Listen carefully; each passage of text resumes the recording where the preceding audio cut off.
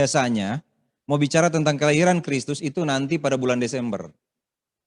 Ya kan? Kalau bulan Desember baru kita bicara tentang kelahiran Kristus. Ya, jadi kita juga mau bicara tentang kelahiran Kristus. Sebab kalau nggak ada kelahiran Kristus, nggak ada kehidupannya di dunia.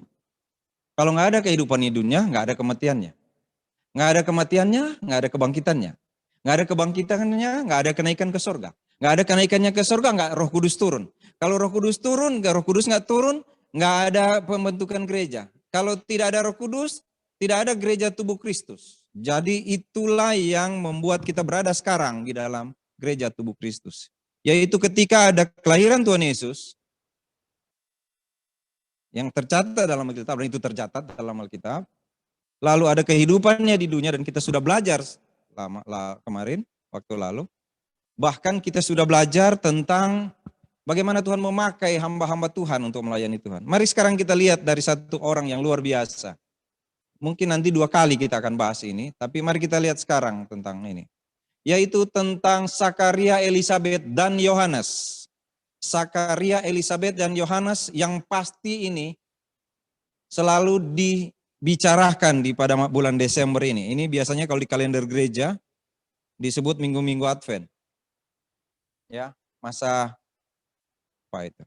Menjelang kelahiran Kristus. Ya, persiapan. Maka kita lihat di sini di dalam Lukas pasal 1 ayat 5 sampai dengan 25. Ini saya mau coba untuk pegang aja nih Alkitab seperti ini, cuma karena saya pegang mic ini.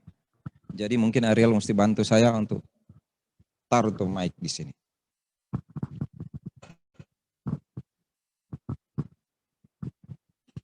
Oke.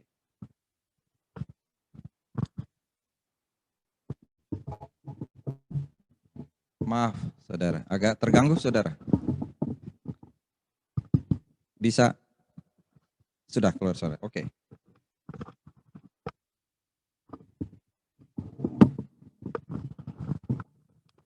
Ke depan pasti tidak akan begini, akan lebih bagus lagi. Ya. Baik. Ada Yohanes. Oke. Pengurus tolong kasih kode saya kalau saudara tidak dapat mendengar dengan baik. Bisa ya? Bisa dengar, oke. Soalnya kalau nggak bisa dengar, saya nggak bisa ulang ini. Oke.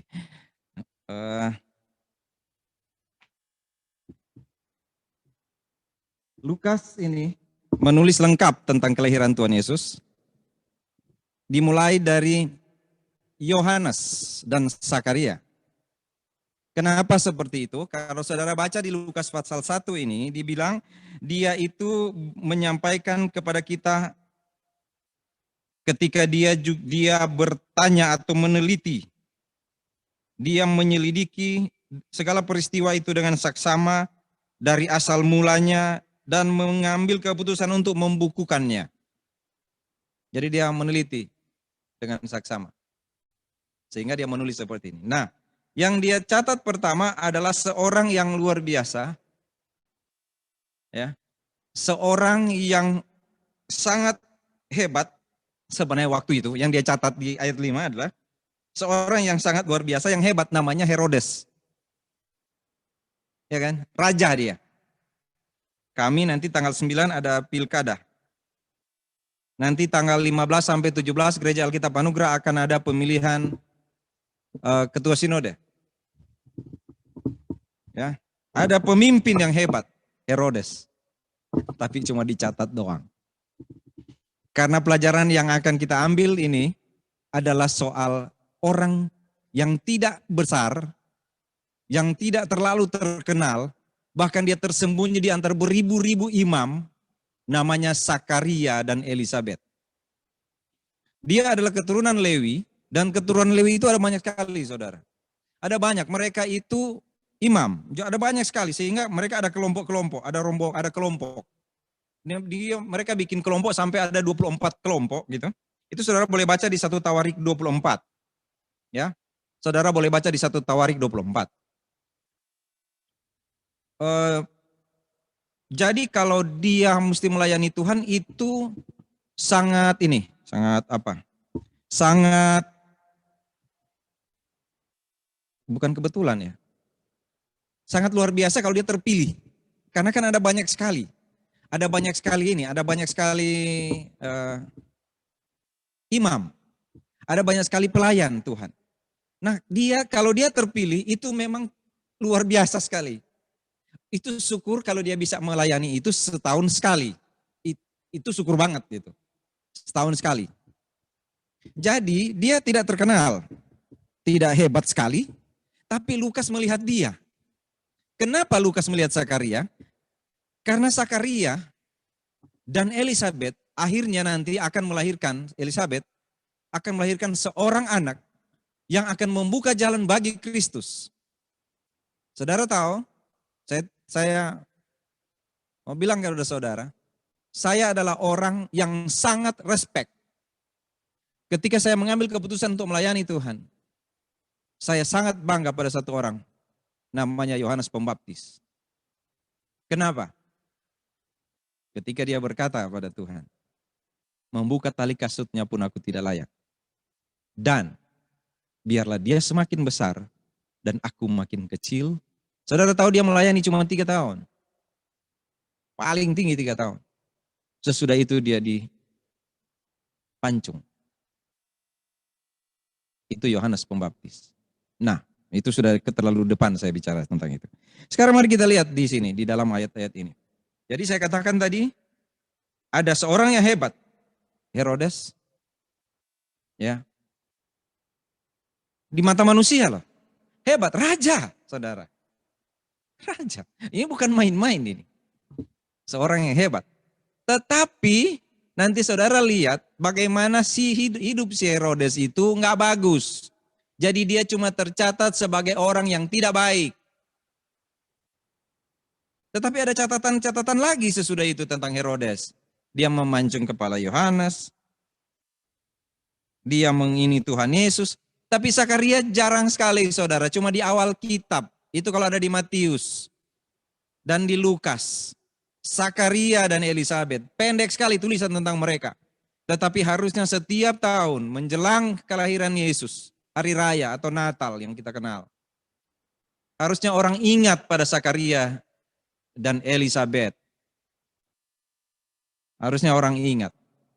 Sebenarnya bisa lihat itu. Dia cuma ada di Matius. Ini Lukas agak panjang tulisan tentang Elizabeth. Ya kan? Lalu pendek sekali. Tentang Elizabeth. Ibu-ibu berdiskusi tentang Elizabeth. Bapak-bapak tentang Zakaria waktu itu di kaum wanita dan kaum pria. Keputraan itu istilah orang GA. Dan mendapatkan begitu banyak pelajaran dari Elizabeth dan Zakaria. Saya berharap kita selalu belajar.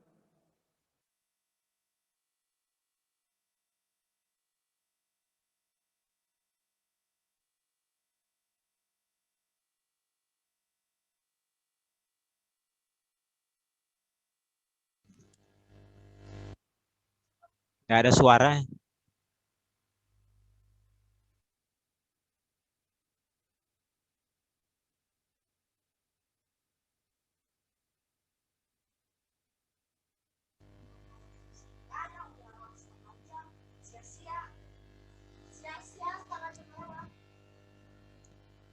Nggak ada suara.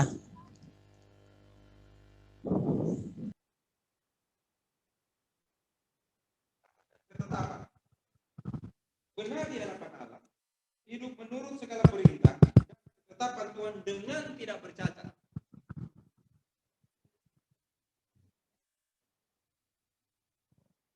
Jadi selama ini saya ngomong nggak ada dengar lah saudara ya?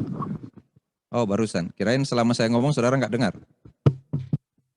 Saya mau ulang berarti. Ya. Ini kacau balau ini 2 hari ini. Gini saudara, sudah dengar? Atau saya amin aja? Dengar, Pak. Jangan ya. Ada banyak sekali imam pada waktu Sakaria itu. Ada banyak sekali imam. Dan Sakaria mendapat kesempatan kehormatan dari Tuhan untuk menjalani kehendak Tuhan, melayani Tuhan. Melayani Tuhan. Sakaria. Wah, hebat dia. Dia dikatakan di sini adalah orang yang benar di hadapan Allah. Hidup menurut segala perintah dan ketetapan Tuhan dengan tidak bercacat.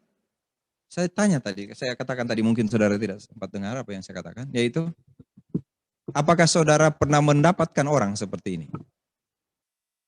Ya. Imam, lalu benar di hadapan Allah, hidup menurut segala perintah dan ketetapan Tuhan dengan tak bercacat.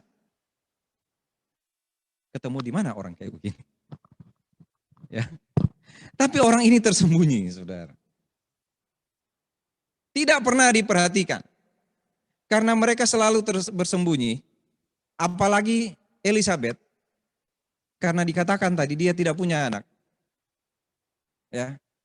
Mereka ingin sekali supaya ada anak yang bisa melayani Tuhan. Mereka berdoa kepada Tuhan, Tuhan beri kami anak. Supaya anak kami bisa melayani Tuhan. Itu doa mereka. Doa yang tulus. Dari orang benar, tak bercacat di hadapan Tuhan.